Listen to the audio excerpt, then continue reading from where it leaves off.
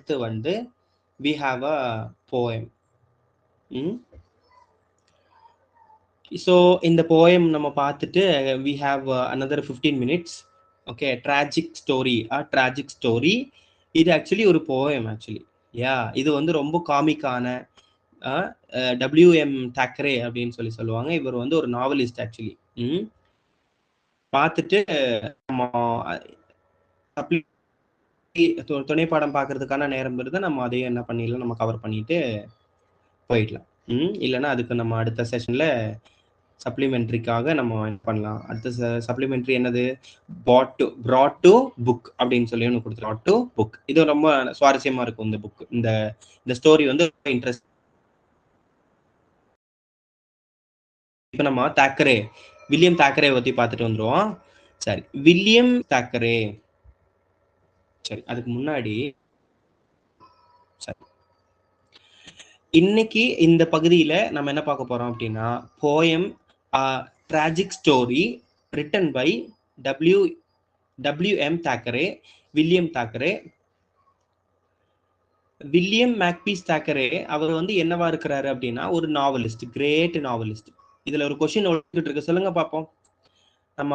நம்ம டிபார்ட்மெண்ட்ல டெட்ல எப்படியான கேள்விகள் வரும்? ஆல்ரெடி இது ரிலேட்டடான கொஸ்டின் வந்திருக்கு. நீங்க ஆல்ரெடி டெஸ்ட் எழுதிருக்கீங்க. இந்த சென்டென்ஸ்ல ஒரு கொஸ்டின் இருக்கு, சொல்லுங்க பார்ப்போம்.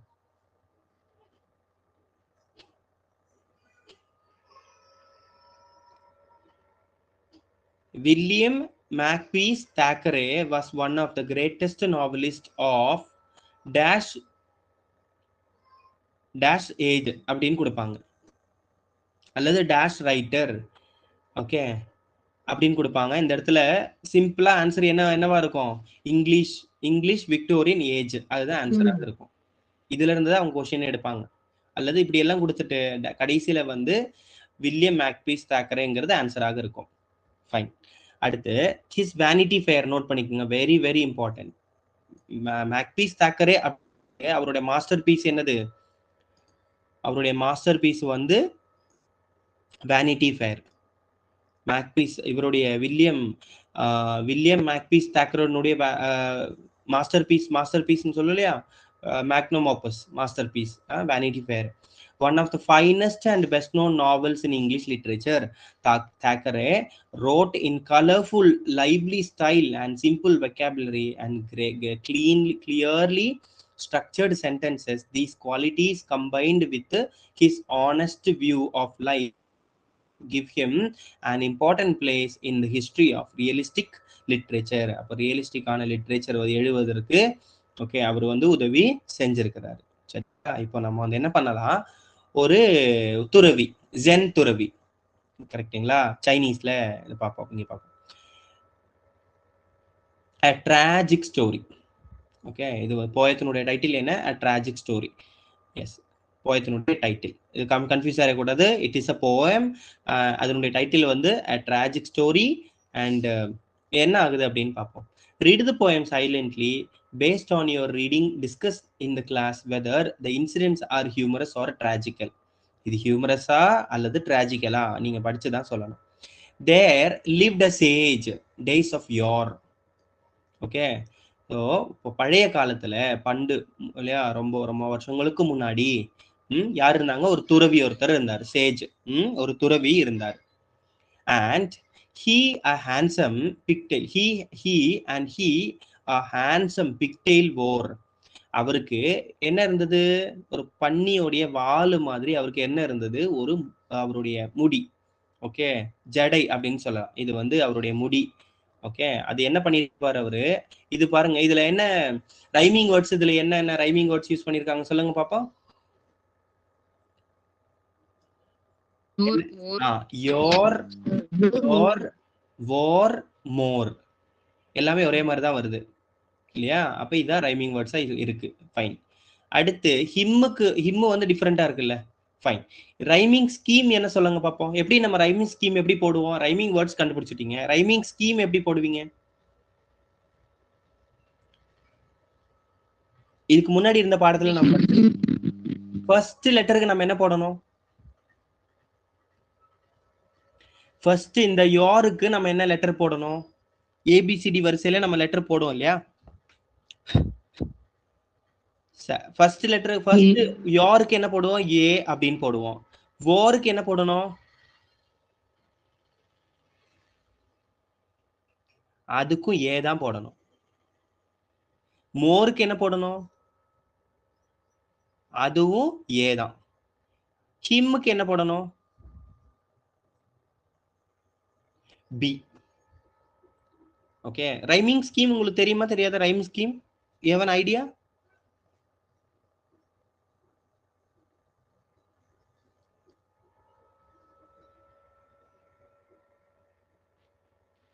ஓகே, ரைமிங் ஸ்கீம் ஜஸ்ட் இதை சொல்லிடுறேன்.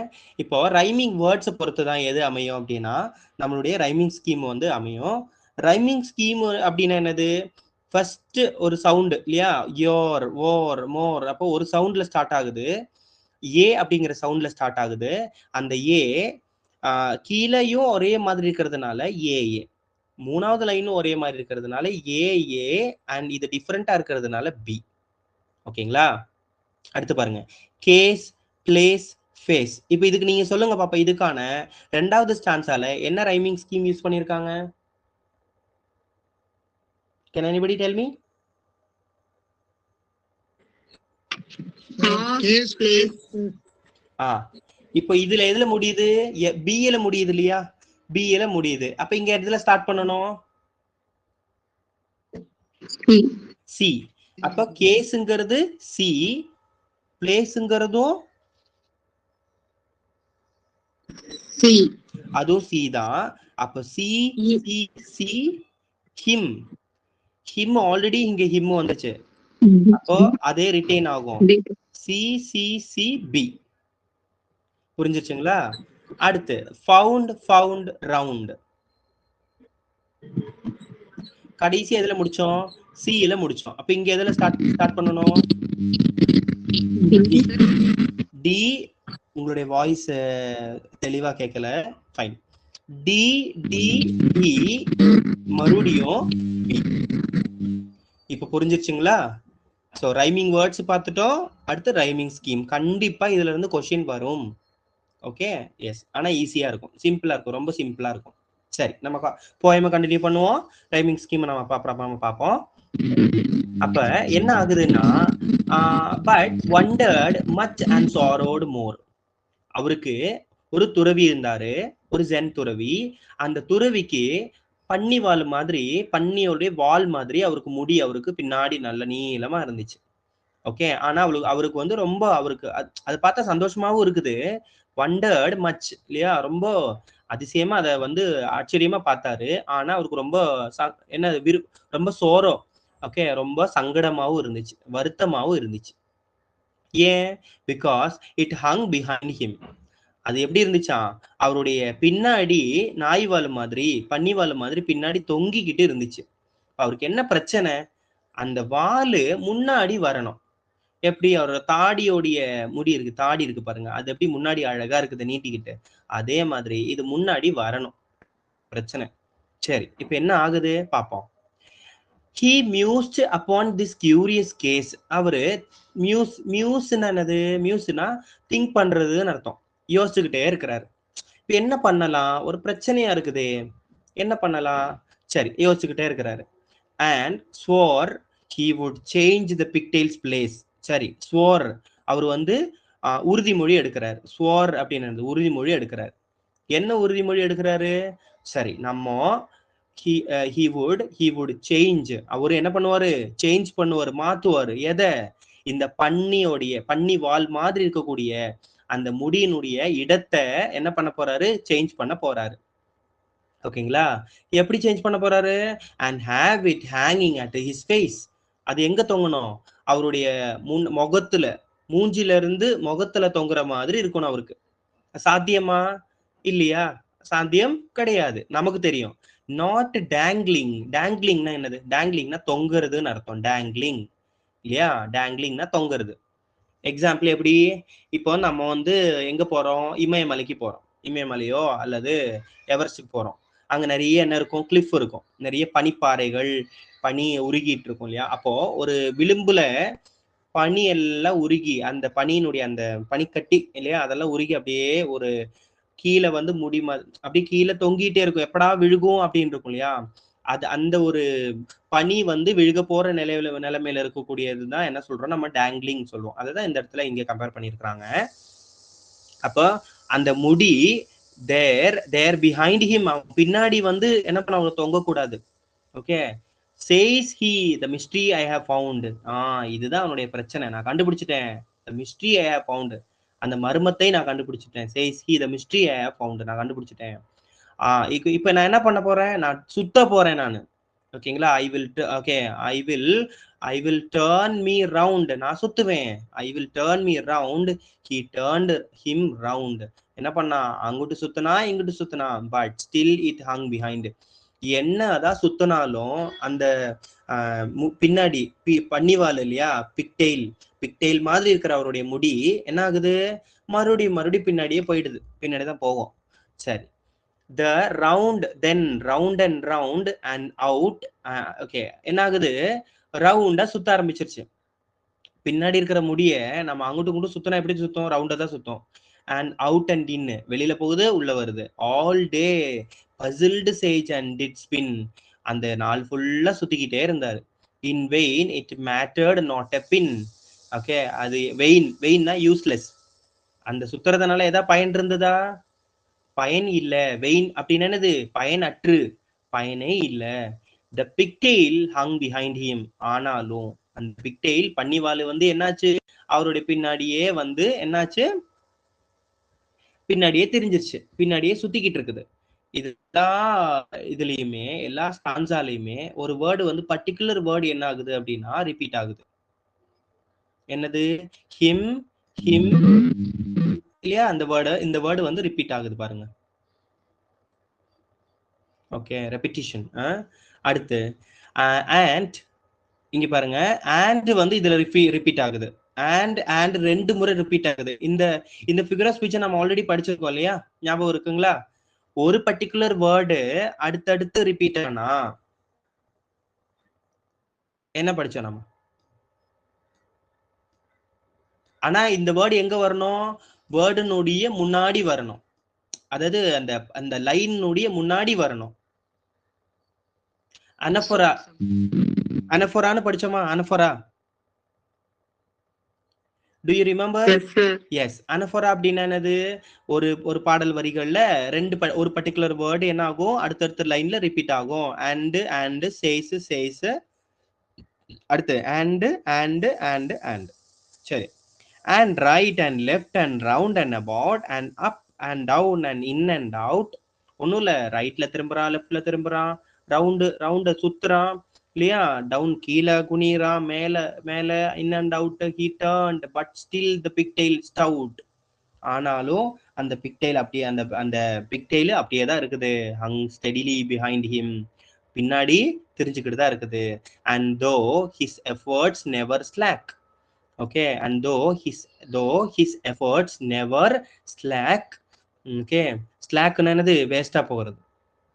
though he twist and twirl, என்ன பண்றான், ட்விஸ்ட் பண்றான், twirl பண்றான் இல்லையா, and tack, alas still faithful to his back, the pigtail hung behind him. என்ன பண்ணாலும் அந்த பன்னிவால் என்ன ஆயிடுச்சு, பின்னாடி தான் சுத்துது. அப்போ இது கடைசியில இது டிராஜிக்கா அல்லது ஹியூமரஸா அப்படிங்கிறது நீங்க என்ன பண்ணணும், கண்டுபிடிக்கணும். இப்ப சொல்லுங்க, இது வந்து டிராஜிக்கா ஹியூமரஸா, நகைச்சுவை சார்ந்ததா அல்லது இது டிராஜிக்கா சோகமானதா?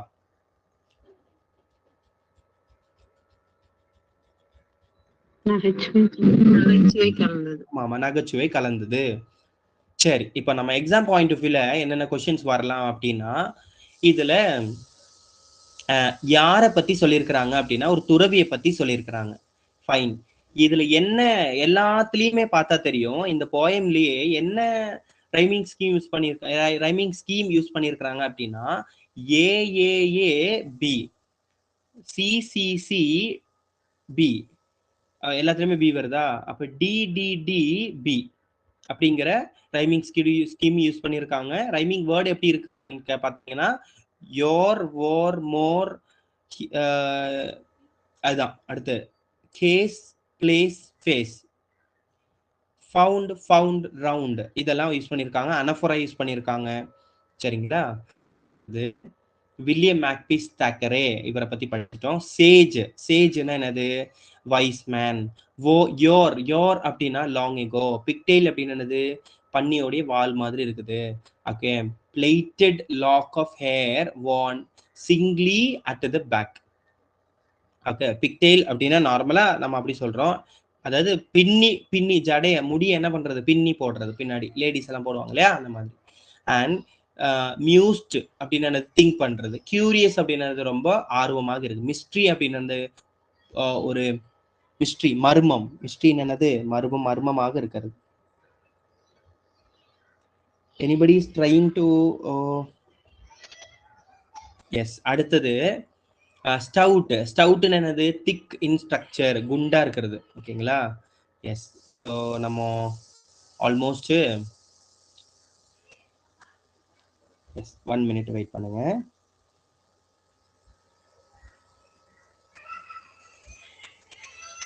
இப்ப ட்ராஜிக் ஸ்டோரியில இருக்கிற கொஸ்டின் ஆன்சர் நம்ம பார்த்துருவோம். What made the sage upset?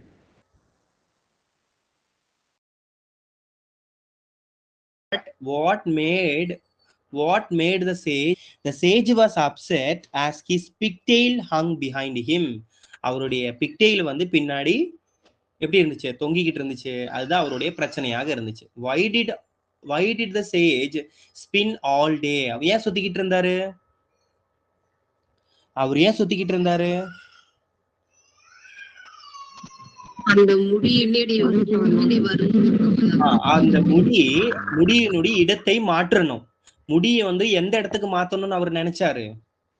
இங்க பாருங்க.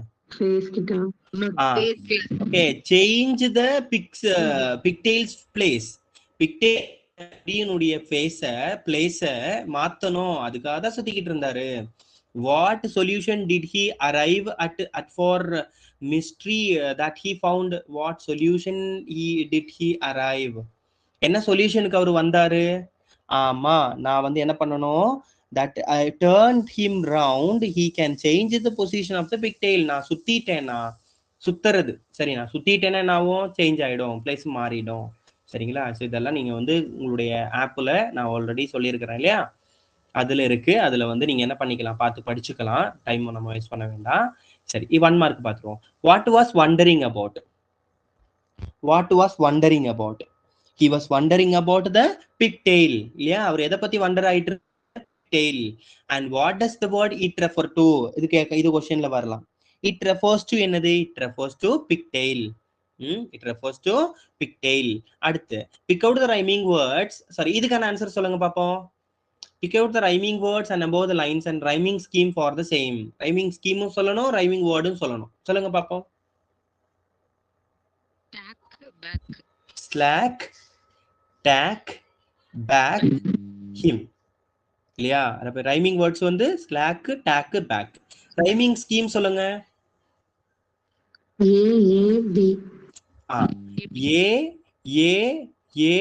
B, A comma B. அவ்வளவுதான், ரொம்ப ஈஸி. அப்போ கொஸ்டின் கொடுத்தாங்கன்னா என்ன பண்ணுவாங்க? இந்த சென்டென்ஸ் எது? இங்க கொடுத்துருக்காங்க பாருங்க, இந்த சென்டென்ஸ் உங்களுக்கு கொடுப்பாங்க.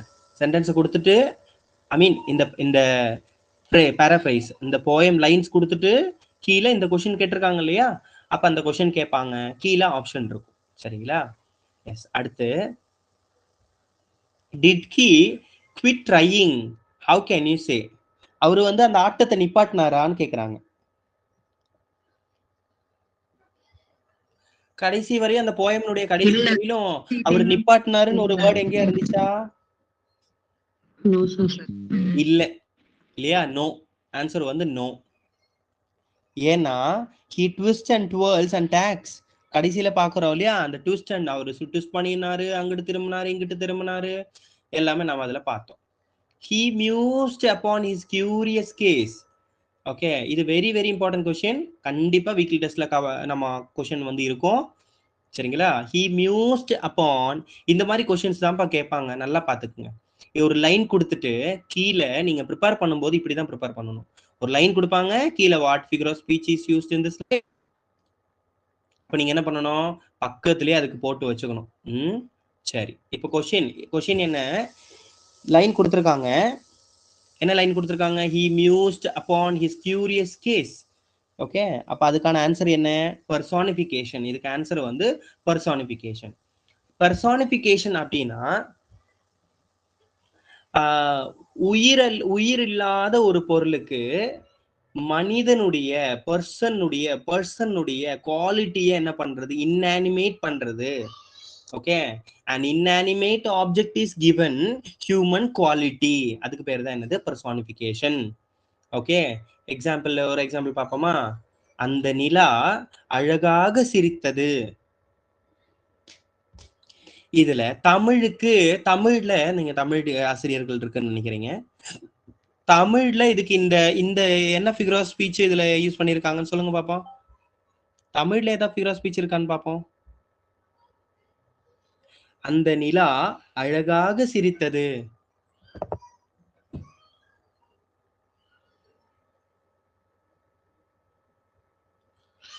இருக்கா?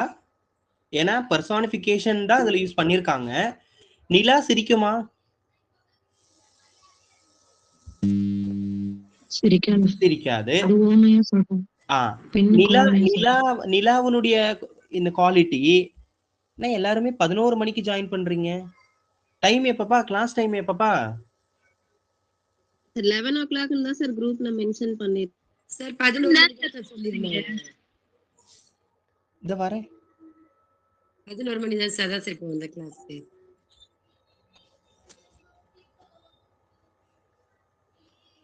அப்படியா?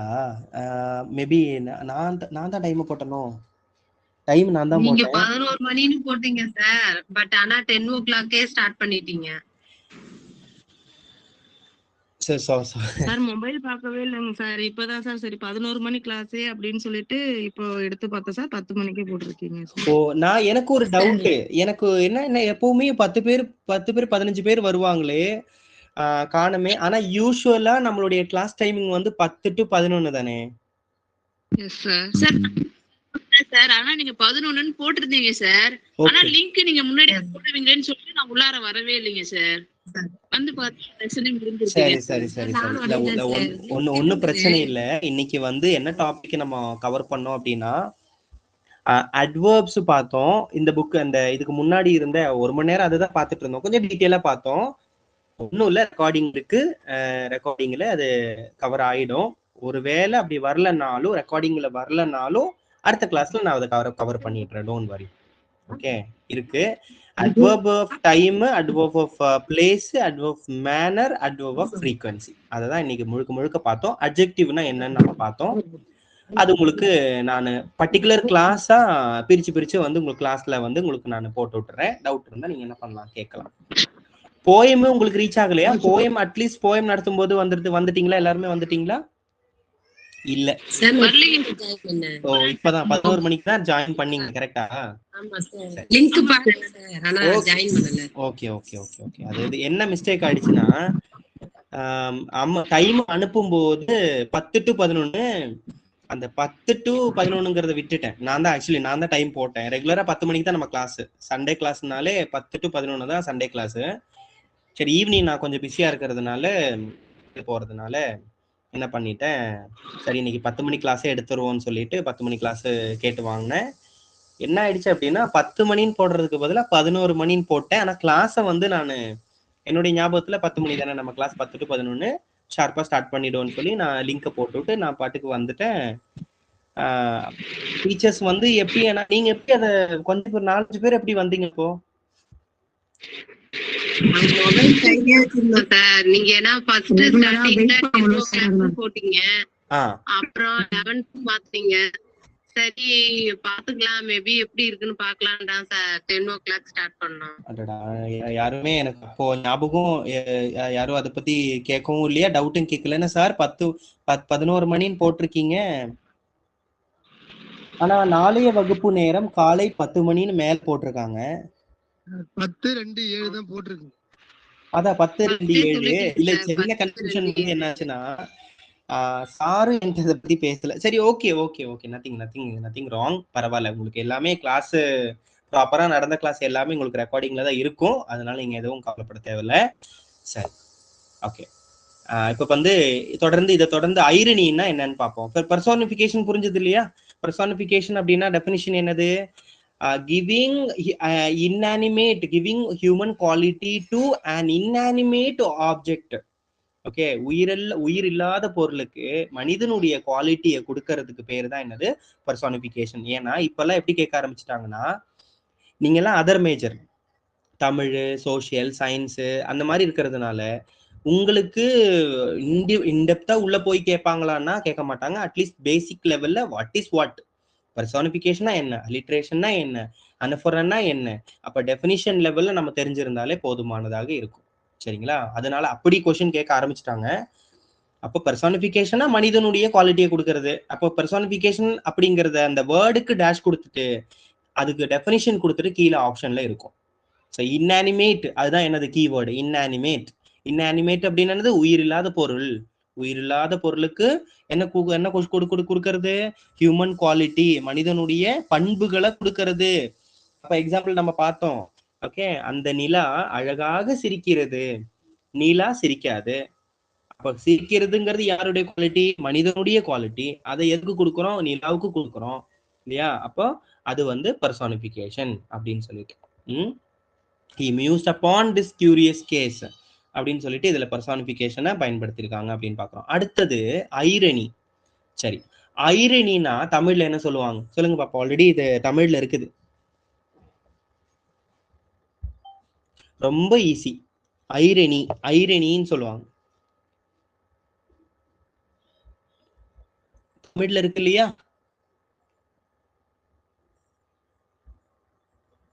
சரி, ஐரணிக்கு ஒரு எக்ஸாம்பிள் சொல்றேன், அப்போ வச்சு சொல்லுவீங்களா பாப்போம். இப்போ ஒருத்தவங்க என்ன பண்றாங்க, பாடுறாங்க. சரிங்களா? அவங்க பாடுறத வந்து நம்மளால சகிக்க முடியல, கேட்க முடியல. சரியா? ஆனா நம்ம என்ன சொல்றோம்? சூப்பரா பாடுற. நம்ம சொல்றதுலயே அவங்க புரிஞ்சுக்குவாங்க, ஐயோ இனிமே நம்ம பாடவே கூடாதுன்னு. இதுக்கு தமிழ்ல நீங்க என்ன சொல்லுவீங்க? வஞ்ச புகழ்ச்சி அணின்னு சொல்லுவோமா? அவ்வளவுதான், அதுதான் ஐரணி இல்லையா? ஐரணின்னு வஞ்ச புகழ்ச்சி அணி. So irony is a figure of speech in which words are used such a their intended meaning is different from the actual meaning. ஒன்னும் பிரச்சனை இல்ல. நமக்கு கொஸ்டின் என்னன்னா, dash is a figure of speech in which words are used to such a way that their intended meaning is different from the actual meaning. Okay, அப்ப நமக்கு என்ன தருவாங்க? இப்படிதான் இருக்கும், டோன்ட் வரி. ஓகேவா? ஸோ அது அப்படியும் புரிஞ்சுக்கலாம். சரி, மீனிங்கும் நம்ம புரிஞ்சுக்கலாம். மீனிங் எப்படி புரிஞ்சுக்கலாம்? அதாவது நினைக்கிறது ஒண்ணு, ஆனா கன்வே ஆகுறது ஒண்ணு. நான் என்ன சொல்ல வந்தேன்? இனிமே நீ பாடவே பாடக்கூடாது, சூப்பரா பாடுற. வேர்ட் எப்படி இருக்கு? அழகா பாடுற அப்படின்னு இருக்கு. ஆனா அதுலயே மீனிங் என்னது? கடவுளை நீ பாடவே பாடாத, இதோட நிப்பாட்டிக்கிறணும் அப்படிங்கிறது தான் என்னது? நம்ம நினைக்கிற மீனிங். ஆக்சுவல் மீனிங் வேற, இன்டெண்டட் மீனிங் வேற.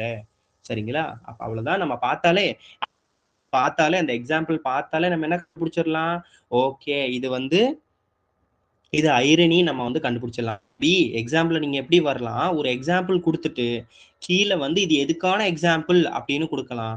டெஃபினிஷன் கொடுத்துட்டு ஈவன் நம்ம கொஸ்டின் எடுக்கும்போது எப்படி கொடுப்பாங்கன்னா, dash is a figure of speech in which words are used in a way intended meaning is different from actual meaning. இதெல்லாம் விட்டுருங்க, நீங்க எதை மட்டும் மைண்ட்ல வச்சுக்கோங்க, intended meaning is different from actual meaning. அவ்வளவுதான் நம்ம படிக்கணும். சரிங்களா? intended meaning அப்படின்னு என்னது? நம்ம நினைக்கிற மீனிங் நம்ம எது நினைக்கிறோமோ அது டிஃபரெண்ட். சரி, ஒரு செகண்ட். உங்களுக்கு இந்த ஷேடு உங்களுக்கு கொஞ்சம் டஃப்பா இருக்குன்னு நினைக்கிறேன், புரியல.